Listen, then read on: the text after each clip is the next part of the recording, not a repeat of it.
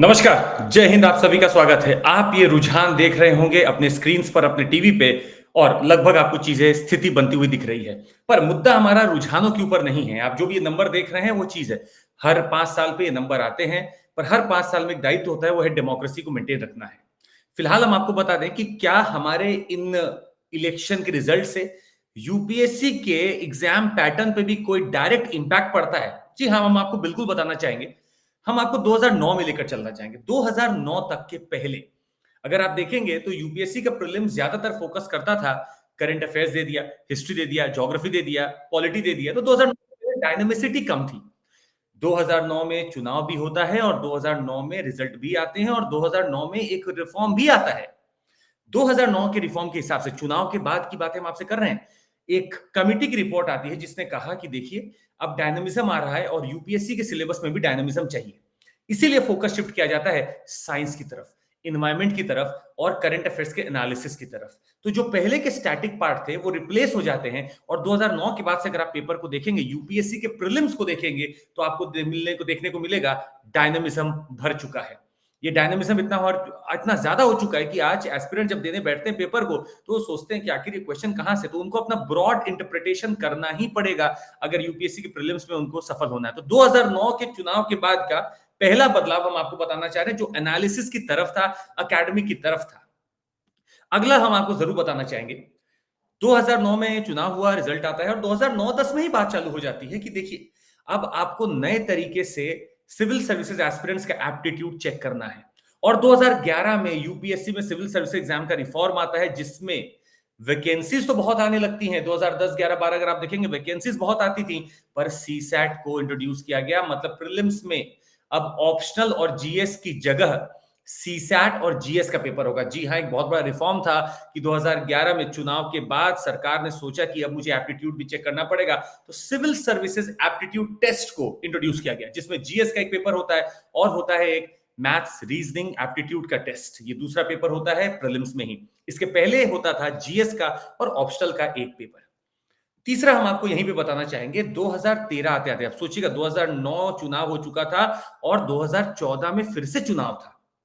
2013 में एक report submit की जाती है और प्रोफेसर अरुण एस निगवेकर की कमिटी है, जो फॉर्मर चेयरमैन रहते हैं यूजीसी के, उन्होंने बोला कि भाई डिपार्टमेंट ऑफ पर्सनल ट्रेनिंग ने रिपोर्ट देखी है और ये प्राइम मिनिस्टर के सामने रखी जाती है। प्राइम मिनिस्टर साहब ने तुरंत इसको अप्रूवल दे दिया। अब यहाँ पे बड़े चेंजेस होते हैं। बड़े चेंज में सबसे पहला चेंज था, अगला साल चुनाव का था 2014 और 2013 में इतना बड़ा बदलाव कि आपके ऑप्शनल में से दो पेपरों में से एक ही ऑप्शनल रहेगा।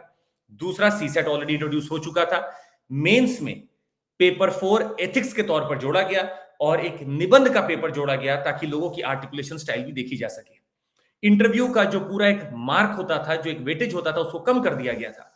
तो कहीं ना कहीं रिपोर्ट आती है, सबमिट होती है और लोगों ने एप्टीट्यूड के ऊपर बात करना चालू किया। अभी सोचिएगा, इलेक्शन है अगले साल और आप इतना बड़ा निर्णय ले रहे हैं। इसका मतलब है इलेक्शन अपनी जगह होता रहेगा, पर लोगों का रुझान, लोगों का एप्टीट्यूड और इस सर्विसेज में जो लोग आते हैं, मुझे उन्हें अच्छे खासे तरीके से प्रोसेस से लाकर सेलेक्ट करना है, ये विचार था उस समय का। तो इलेक्शन से बिना ऐसा खौफ लिए हुए ये कमिटी आती है और प्रधानमंत्री ने उस समय अप्रूवल दिया इस रिकमेंडेशन को।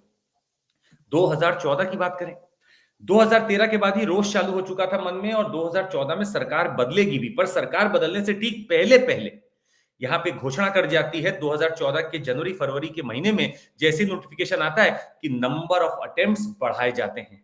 जहां जनरल कैंडिडेट्स के पहले 4 अटेम्प्ट होते थे, उसको बढ़ाकर 6 कर दिया गया था। आप नीचे अभी भी रुझान देख सकते हैं, पार्टियों के रुझान चल रहे हैं, किसके बनेगी सरकार अभी भी चल रहा है। एनडीए 290 पे चल रही है, इंडिया 226 पे चल रही है, जो कि एक बढ़त भी दिखती है इंडिया को, और कहीं ना कहीं इंडिया का थोड़ा सा कम होता हुआ दिख रहा है। हालांकि ये रुझान है, अभी आने वाला समय और कुछ भी दिखा सकता है, पर अभी हम लोग को इंतजार करना चाहिए।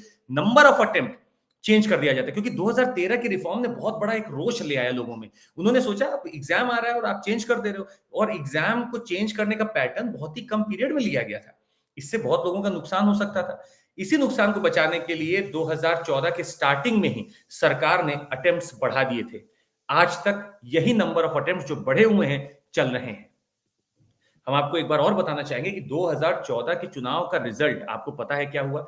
सरकार बदल जाती है, नई सरकार बनती है और नई सरकार नई पार्टी के साथ बनती है।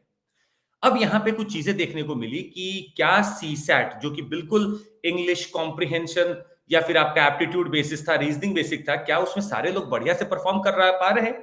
2015 तक पीटी का मतलब प्रीलिम्स टेस्ट का रिजल्ट जो आता था वो दोनों के आधार पर मेरिट बनती थी। तो कुछ लोग सीसैट में बहुत अच्छा परफॉर्म करते थे क्योंकि हो सकता है वो मेंटली आपका मैथ्स एप्टीट्यूड रीजनिंग में बहुत आगे हो, पर जीएस में हो सकता है पीछे हो, पर उनका परफॉर्मेंस लेवल 200 में से 180 190 नंबर आता था।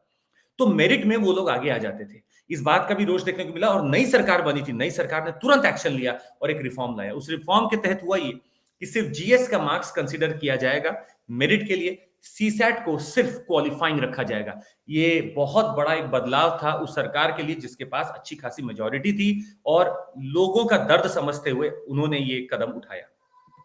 अब आज जो सवाल उठते हैं, अगर आप 2015 से लेकर 2024 तक देखें तो कोई ऐसा बदलाव नहीं दिखा है। बस एक चीज देखने को मिली है कि कहीं ना कहीं वैकेंसीज कम होती जा रही हैं इस यूपीएससी के एग्जाम में।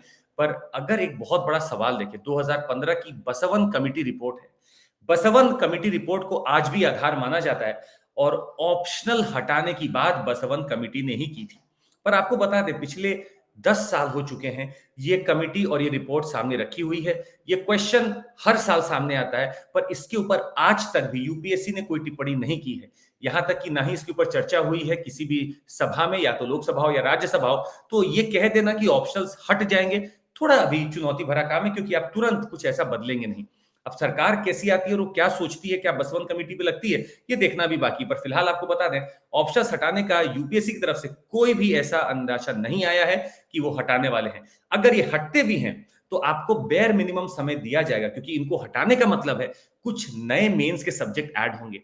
अब उन नए मेंस के सब्जेक्ट को ऐड करने का चयन कैसा होगा, कैसे पढ़ाई की जाए, उसमें क्या सिलेबस में होगा, इन सब के ऊपर समय लगता है और आपको समय बिल्कुल दिया जाएगा। तो बिल्कुल ऐसा एब्रप्ट डिसीजन नहीं होगा, बहुत सोचा समझा ही डिसीजन होगा। आपको ये भी बता दें कि लोगों के मन में ये भी अटकल है कि जब अटेम्प्ट्स बढ़ाए गए थे 2014 में स्टार्टिंग में, आज 2024 10 साल हो चुके हैं, क्या अटेम्प्ट्स कम होने की बात चल रही है?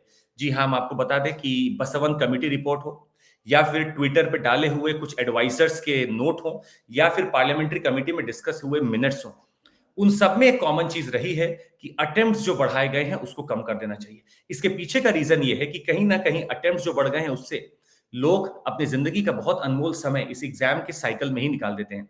ये साइकिल एग्जाम का इतना बड़ा होता है कि लोग लगभग 1.5 साल तक अपने रिजल्ट का वेट करते हैं, वो पढ़ते रहते हैं और एक बार अगर वो किसी स्टेप को पार कर देते हैं तो उनके मन में जरूर होता है कि मैं कर सकता हूं। ये कर सकने वाली जील भारतीयों में होती है और ये आगे बढ़ना चाहते हैं। पर अगर 6 अटेम्प्ट किसी को मिलते हैं या 8 मिलते हैं या 10 मिलते हैं तो वो लगातार इन्हीं अटेम्प्ट्स के साइकिल में फंसकर अपने आगे आने वाले भविष्य को इसी प्रकार से देखने लगता है, इसी लेंस से देखने लगता है। हालांकि सभी लोग इस निर्णय पे पहुंचे या सभी लोग इस चीज सोचते हैं कि लेंस बदल के देखे जाए तो जिंदगी और भी बड़ी हो सकती है। तो क्या अटेम्प्ट कम हो सकते हैं? इस पे ज्यादा दावेदारी की जा रही है कि हो सकता है 2026 से। याद रखिएगा, 2024 और 25 में कुछ भी ऐसा नहीं बदलने वाला है।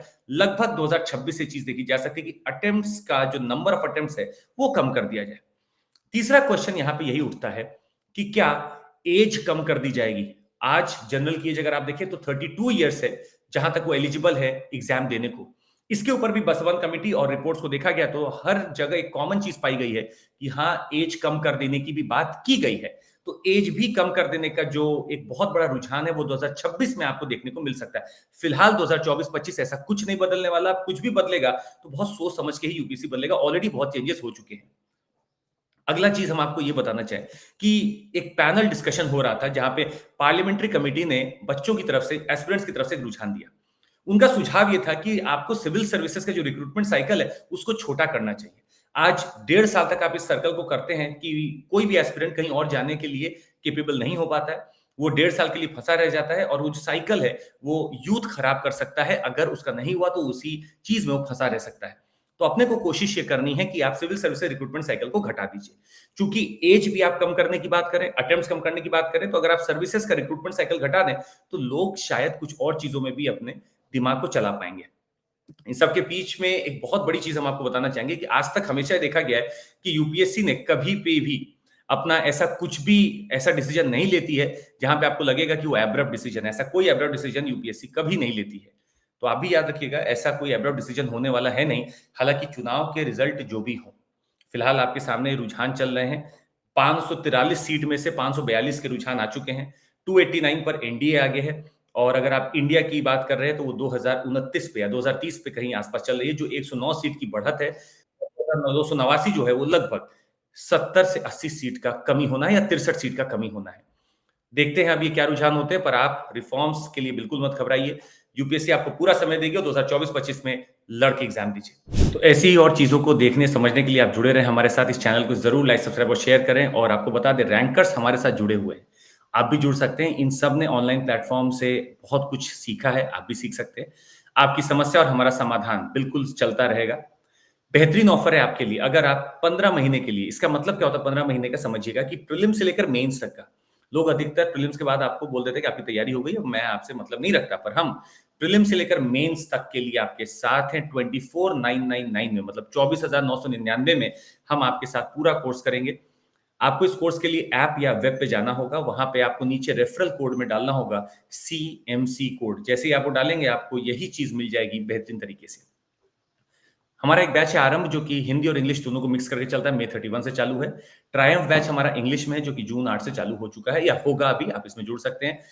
9 जून को हमारा एक मॉक टेस्ट होना है, जिसको आप देना है। आप नीचे डिस्क्रिप्शन पे लिंक करके ज्वाइन कर सकते हैं। जीएस हमारा 9:30 बजे और सीसेट हमारा 2:30 बजे होगा। जरूर दीजिएगा, आपको ऑल इंडिया रैंक मिलेगा और आपको फ्री एक्सेस मिल सकता है यूपीएससी सब्सक्रिप्शन का 30 दिनों के लिए। Top 500 prelims test series access जो आपको मिलने हैं, वो सब यहाँ पे आपको मिल जाएगा। तो आपको प्रीलिम्स का टेस्ट सीरीज का एक्सेस भी मिल जाएगा टॉप 500 लोगों को। That would be all from my side. Thank you so much, take care, जय हिंद।